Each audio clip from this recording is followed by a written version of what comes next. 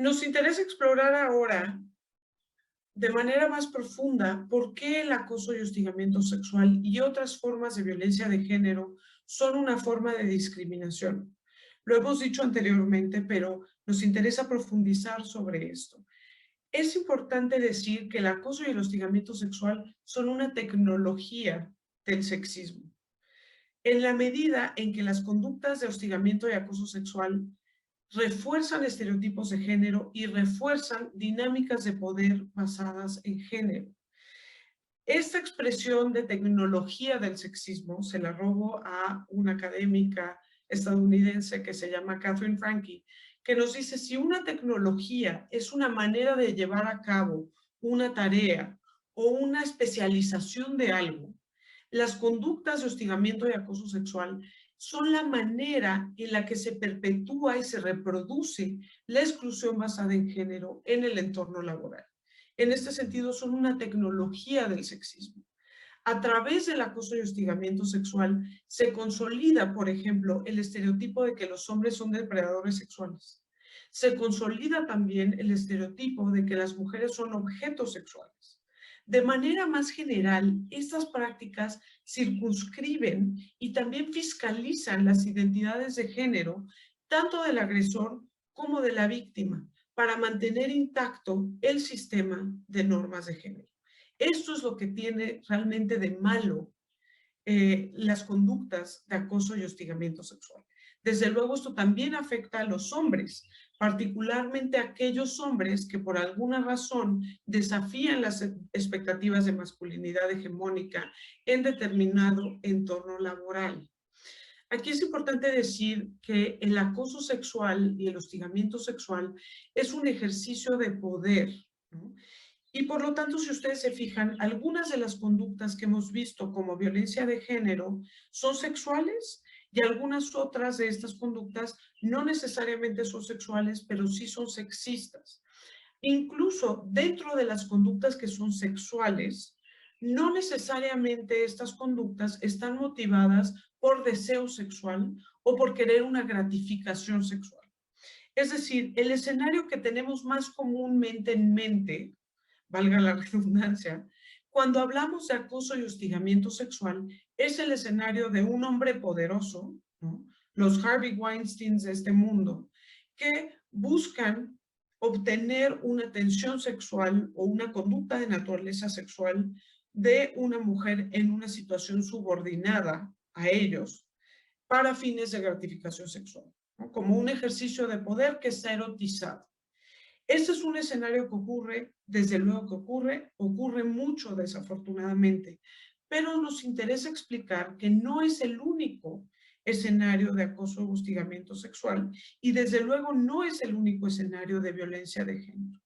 Podemos imaginar muchos otros escenarios de acoso y hostigamiento sexual que no necesariamente están motivados por lo que comúnmente conocemos como fines lascivos, ¿no? Por querer una gratificación sexual, por querer una satisfacción sexual.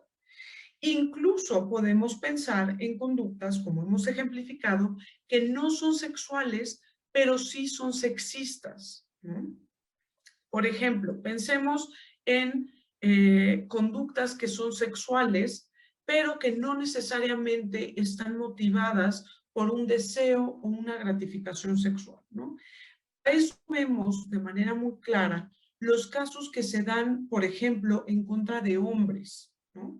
En estos casos vemos, y aquí me encanta contar una anécdota que quizás les parezca un poco fuerte, pero es una anécdota real, de un asociado de un despacho jurídico en la Ciudad de México que me preguntó, se había sentido muy incómodo porque en algún momento su jefe lo había mandado llamar y le había pedido que hiciera algo de trabajo, ¿no? Y necesito que hagas esto, pero ya, para ahorita, ¿no?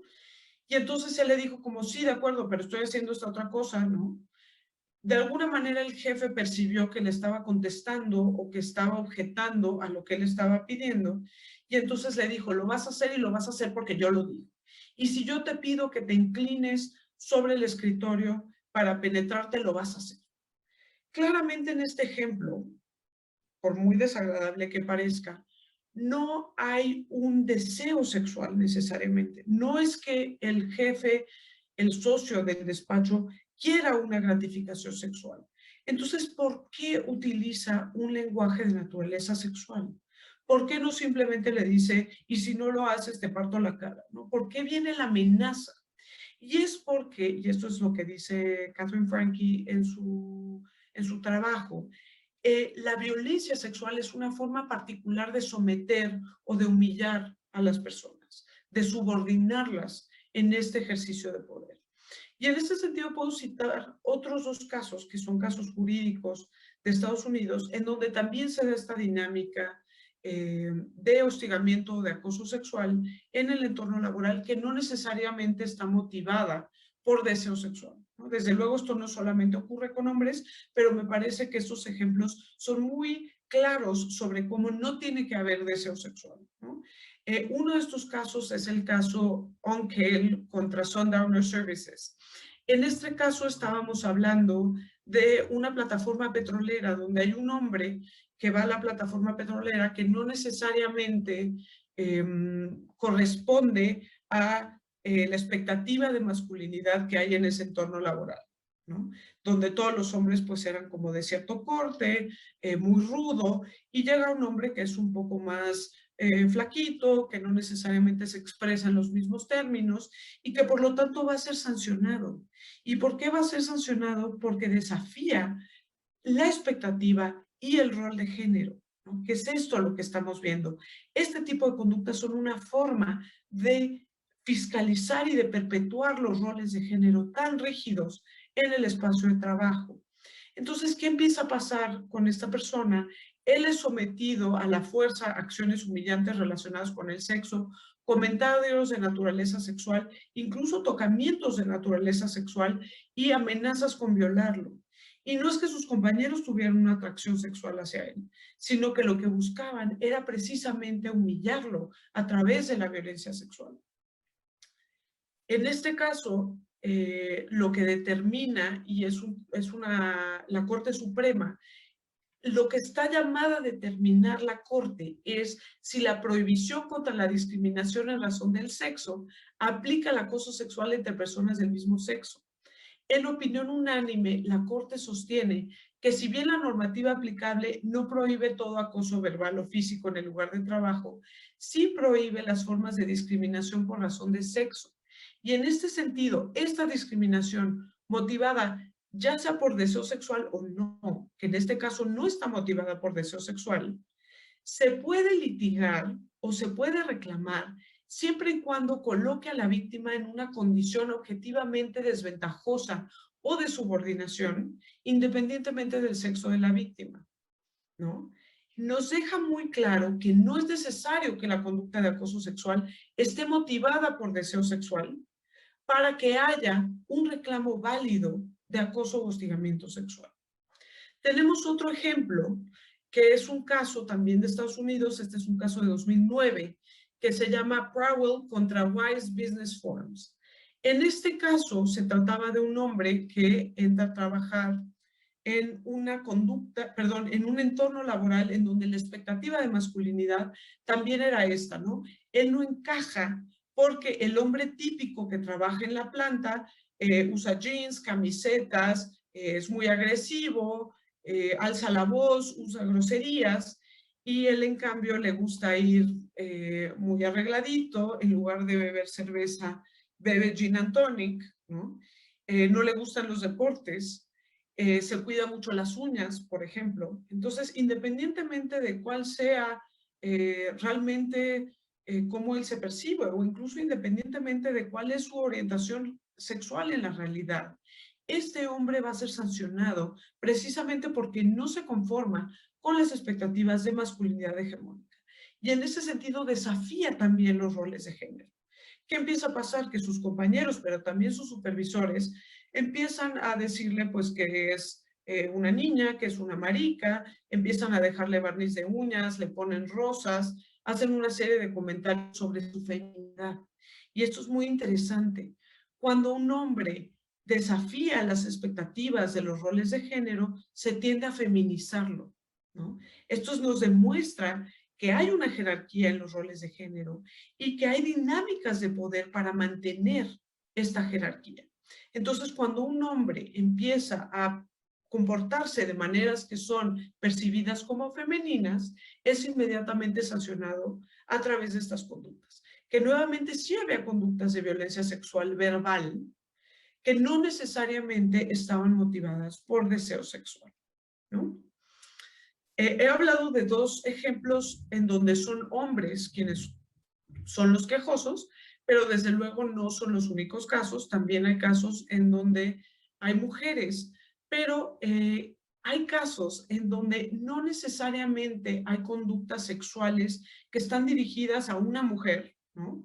Entonces, nos saca de este escenario en donde hay un hombre poderoso que quiere tener una interacción sexual con una mujer que le es subordinada, sino que son ambientes en donde hay una carga de naturaleza sexual generalizada, ¿no? Y entonces podríamos decir, ahí no hay acoso sexual o ahí no hay hostigamiento sexual, porque no es que se quiera tener una interacción sexual con una mujer en particular. Pero ya vimos que no importa, no es necesario que eso esté motivado por deseo sexual y tampoco es necesario que esto tenga que ser en contra de una persona en específico. ¿Cómo sucede esto? Y tenemos varios casos jurídicos en donde lo que sucede es que, por ejemplo, hay comentarios de naturaleza sexual, hay imágenes pornográficas, el clásico del taller mecánico, donde teníamos un calendario, ¿no? Con mujeres, ¿no?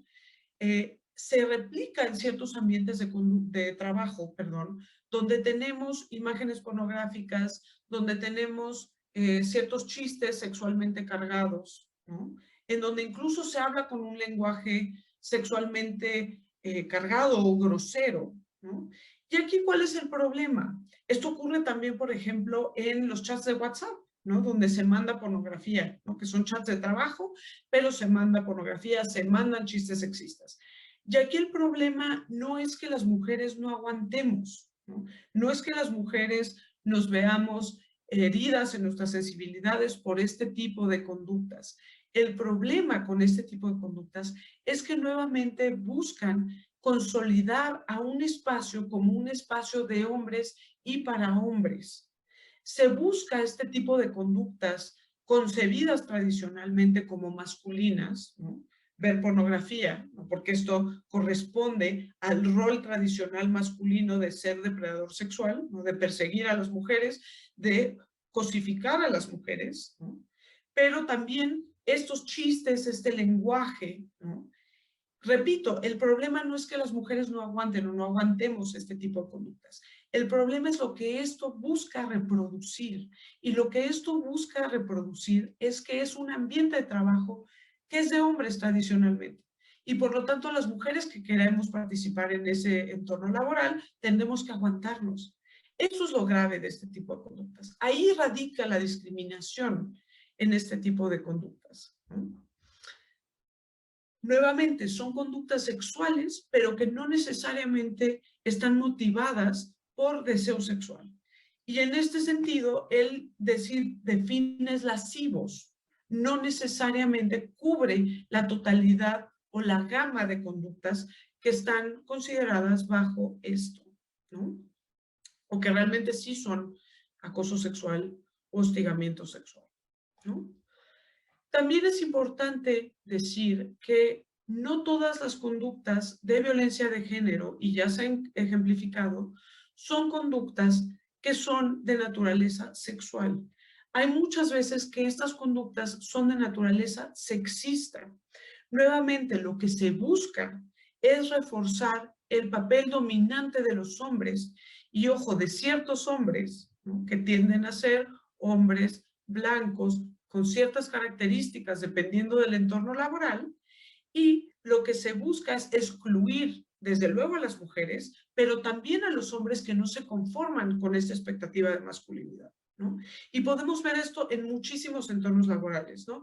De manera particular en la profesión jurídica esto es muy notorio, ¿no?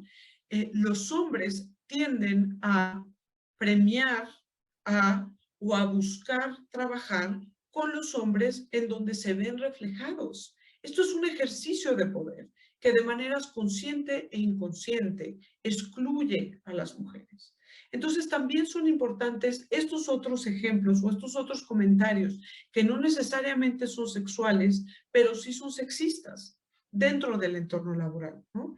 Estas conductas en donde se busca que las mujeres repliquen un rol de cuidado, ¿no? Entonces siempre son las mujeres quienes tienen que tomar la minuta, quienes no se sientan en la mesa, sino que se sientan un poco más lejos. Estos entornos laborales en donde se pide que las mujeres continúen sirviendo el café o que sirvan como adornos, ¿no? Que tengan que tener determinado apariencia física o arreglo físico, ¿no? Todas estas conductas, a pesar de no ser sexuales, son sexistas y pueden ser violencia de género dentro del entorno laboral en la medida en la que busca perpetuar y fiscalizar dentro de la estructura de los roles de género, para mantener la rigidez de estos roles de género y, desde luego, para mantener el poder que ejercen los hombres y cierto tipo de hombres en este entorno laboral. Entonces, eso es lo que hay que entender en cuanto a las conductas de acoso y hostigamiento sexual, ¿no? Son en más ocasiones de las que creemos un ejercicio de poder que un tema motivado por deseo sexual. Desde luego puede haber deseo sexual, desde luego que esto ocurre, ¿no?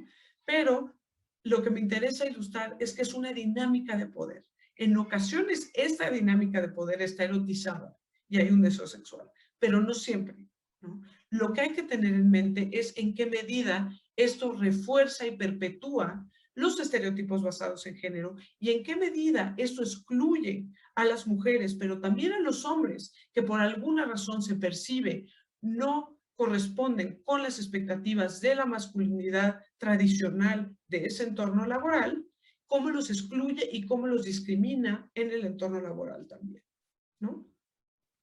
Entonces es toda una gama de conductas que van desde esta caricatura del hostigamiento sexual que quizás todas y todos tenemos presente, ¿no? Del hombre poderoso que exige sexo de una mujer para poder permanecer en el empleo, para poder tener un empleo, o hasta toda esta gama de conductas, algunas de las cuales son mucho más sutiles, ¿no? Ojo, también algo que se da es que se da antes la promoción, se da antes la oportunidad laboral. Y ya que se da, entonces viene el condicionamiento a una conducta de naturaleza sexual. Entonces parece que no hay un quid pro quo, pero desde luego que lo hay. Lo que pasa es que se da antes. Y entonces, como ya te di el trabajo, como ya te di la oportunidad, entonces se entiende que si quieres permanecer ahí, debes aguantar ciertas conductas, ¿no? Hay que entender también esta dimensión.